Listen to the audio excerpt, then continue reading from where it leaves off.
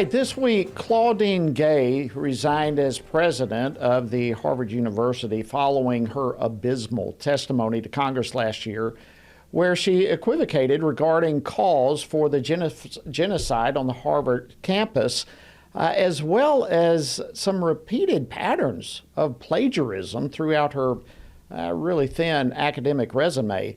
But while the evidence of plagiarism began to become public actually late last year, reports indicate that the Harvard board was notified of Gay's academic fraud months ago, but apparently chose to suppress the information while at the same time threatening to sue organizations that might report on it.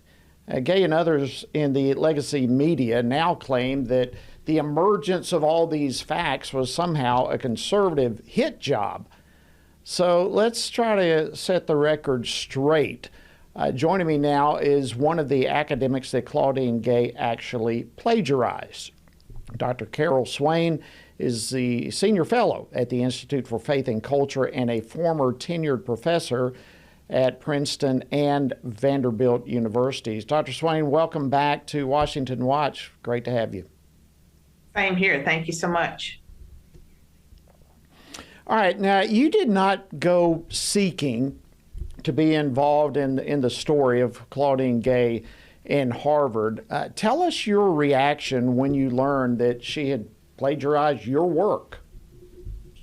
Well, it was December 10th, and it was a Sunday evening after our Christmas program. I came home and there were messages and a phone call from someone very prominent in the nation that told me that the president of Harvard University had plagiarized her writings. And guess who she plagiarized? And see, I'm still listening. And he goes, you. And I was told to go look at Chris Rufo's Twitter page. And there I saw, my name. And at that time, I think they had 4 incidences of her plagiarism. I was cautious at first. That night I tweeted out, imitation is the highest form of flattery. If this is true, I blame her committee, her colleagues, and other people that should have checked her work, something like that. I wanted to do my own investigation, and so the next day I started reading her work. I started with her articles, and then later I read her dissertation. I went from a range of emotions. First it was shock, then it was deep sadness for her and for myself, and then anger, a lot of anger. And I don't get angry easily, but the anger came when Harvard decided to stand behind her and redefine plagiarism, to call it duplicative language rather than plagiarism. Yeah, and let's go there, Dr. Swain, because that likewise just shocked me.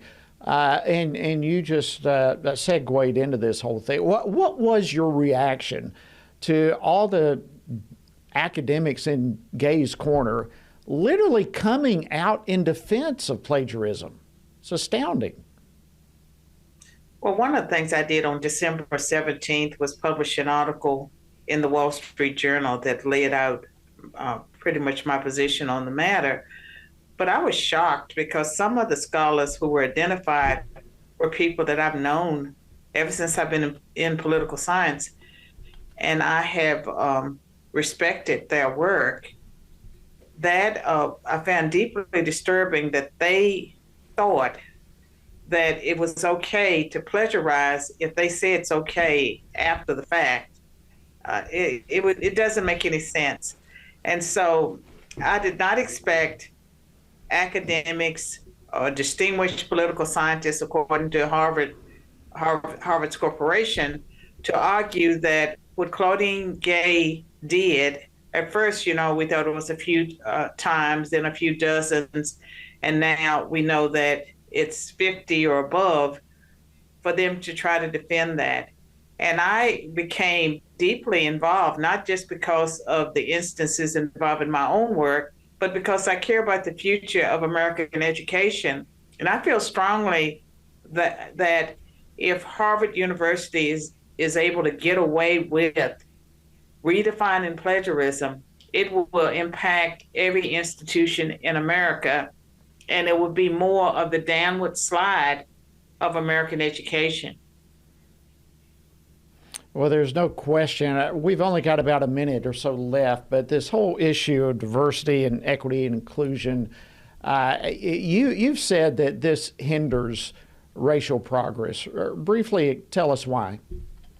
When I have a whole book, The Adversity of Diversity, that was published last summer after the Supreme Court decision striking down race-based affirmative action. DEI is affirmative action on steroids, and it violates the Equal Protection Clause of the 14th Amendment, the way it's being pushed in America, and our civil rights laws. I believe that the courts should strike it down. They will strike it down, and many companies and organizations are backing away from it. Hopefully, Harvard University's actions will cause them to, they may be the Bud Light of higher education. Other schools will back away. Well said. Dr. Carol Swain, thank you so much for stepping up and bringing all this to light. We appreciate it.